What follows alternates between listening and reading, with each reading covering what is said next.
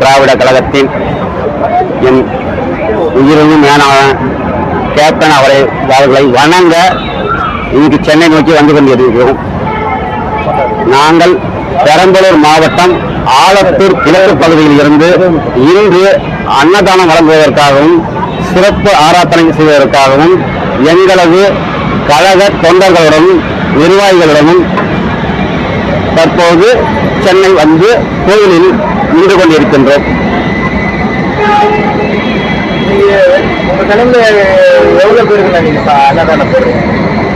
இன்று ஆலத்தூர் ஒன்றிய கிழக்கு பகுதியின் சார்பாக சுமார் 1000 பேர்களுக்கு அன்னதானமும்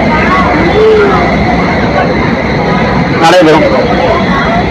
இன்னைக்கு இருக்கிற அரசியல் சூழ்நிலையில கேப்டன் உயிரோட இருந்திருந்தாருன்னா எப்படி இருந்திருக்கு அரசியல்? கேப்டன் இன்று உயிரோடு இருந்திருந்தால்